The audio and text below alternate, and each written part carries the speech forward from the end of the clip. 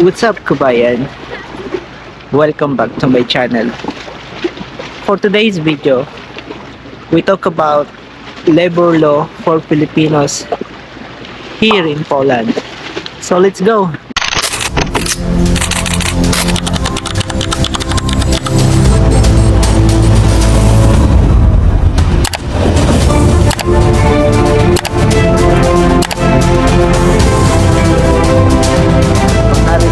Ako para sa isang video na ibabahagi ko sa inyo. So itong content ko ngayon ay base lamang sa aking pananaliksik, ano? So sinulat ko ulit dito sa cellphone ko. So narito ang isang mahalagang gabay tungkol sa batas sa paggawa sa Poland para sa mga Pilipinong manggagawa. So pinakang mahalaga na may alam tayo sa batas, ano, hindi yung tanggap lang tayo ng tanggap ng kontrata o pirma lang tayo ng pirma ng kontrata pero hindi natin inaalam yung batas dito para sa ating mga Pilipino bilang isang manggagawa or bilang manggagawa, ano. So kinakailangan alamin din natin yung batas dito para maging aware tayo at hindi tayo mapahamak. Mas mahalaga yung awareness or may alam tayo sa ganitong sitwasyon, ano. So, ang sinasabi pa dito, kinakailangan ang employment contract simula Enero 1, 2025, ipinag-uutos ng batas sa Poland na ang mga dayuhang manggagawa ay dapat may formal na employment contract or ugmoba o prase. So yung ugmoba o prase dito ay full contract kung tawagin, ano. So based sa aking experience, so pagpasok nyo pa siguro dito sa Poland ng Enero or ngayon nung Enero, hindi ko alam kung nabigyan na kayo nitong sinasabi dito sa batas nila, sa bagong batas nila. So kinakailangan daw ay may bagong contract na umoba o prase, hindi yung contractual, ano.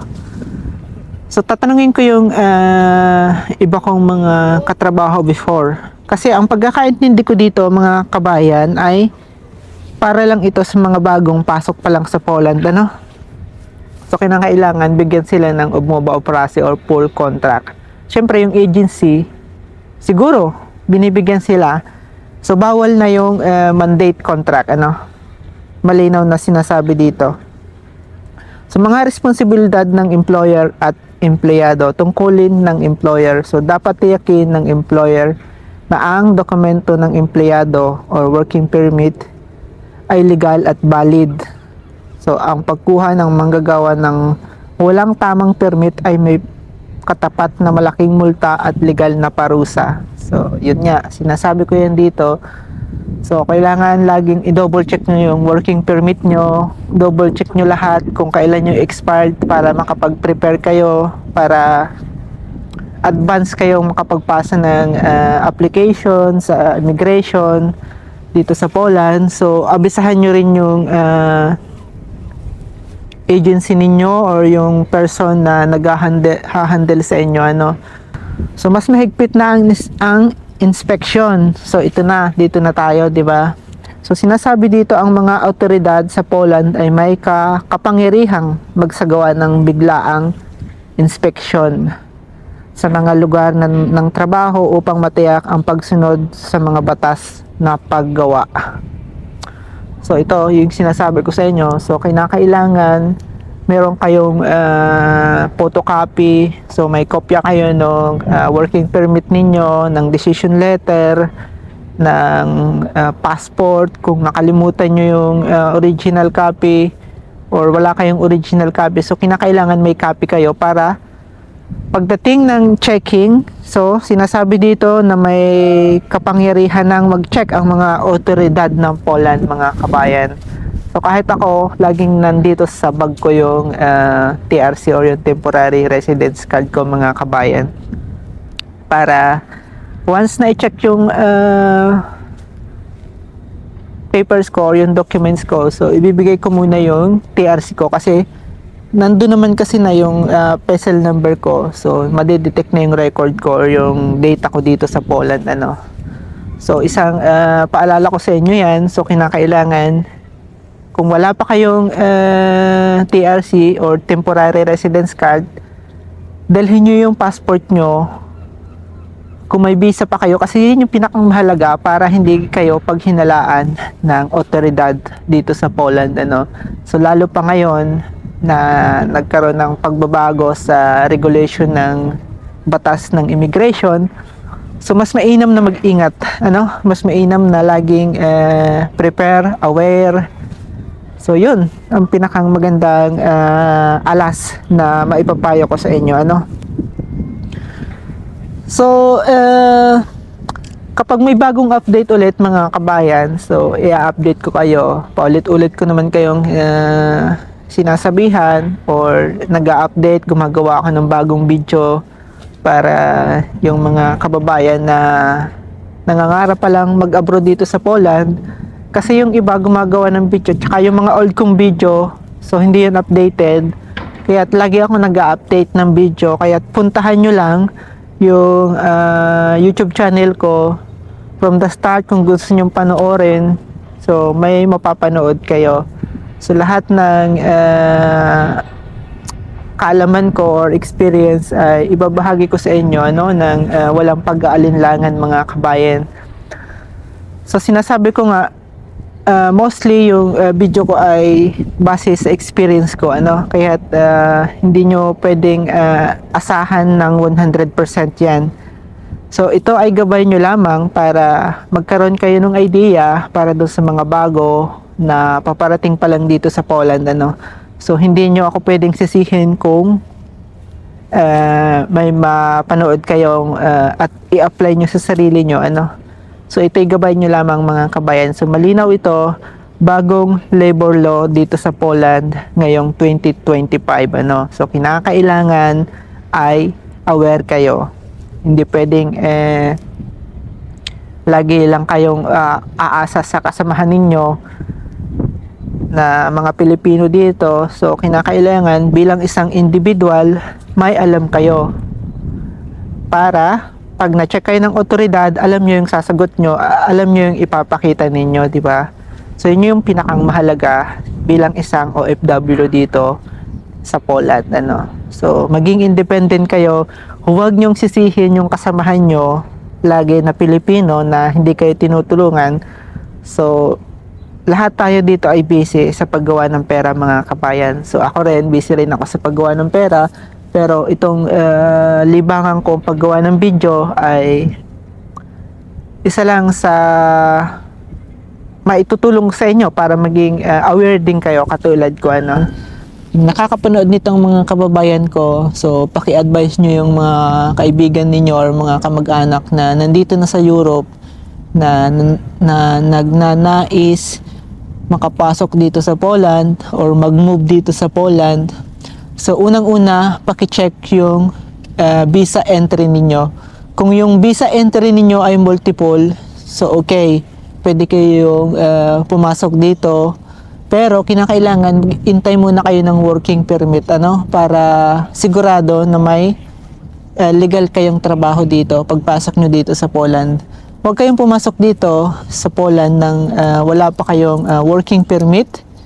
At dito pa kayo maghihintay ng working permit, no, mga kabayan.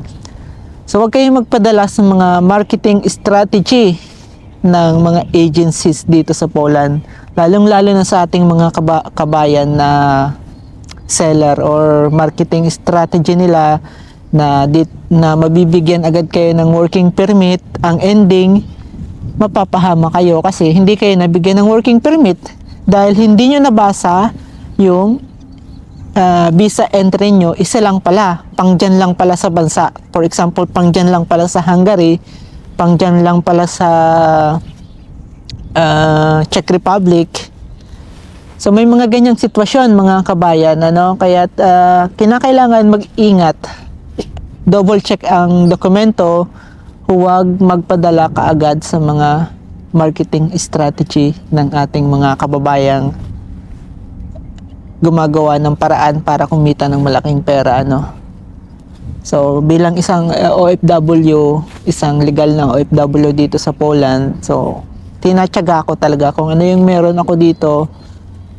Nagpapasalamat na lang ako, ano. Kung hindi man ganun kalaki yung sahod ko, gumagawa ako ng paraan para lumaki yung kita ko. Hindi sa ganyang paraan, hindi sa pag-re-recruit ng mga kabayan natin para lang kumita ng malaking pera. Hindi ko naman pinapatamaan kasi talagang maraming gumagawa niyang ganyan. Kasi lalong-lalo na yung mga veterano sa pag-abroad. Yung veterano dito sa Europe, alam na alam nila yung mga regulation dito. Kaya mag-iingat kayo mga kabayan ko. Lalong-lalo na dun sa mga baguhan na silaw sa bansang Europe, ano, or dito sa continent ng Europe. So mag-ingat kayo. Yan yung advice ko sa inyo mga kabayan. Kasi sa panahon ngayon, halos lahat talaga ay nagmamadali sa pagkita ng malaking pera. So mas mainam yung step by step tayo, ano. Kung may biyaya, tanggapin.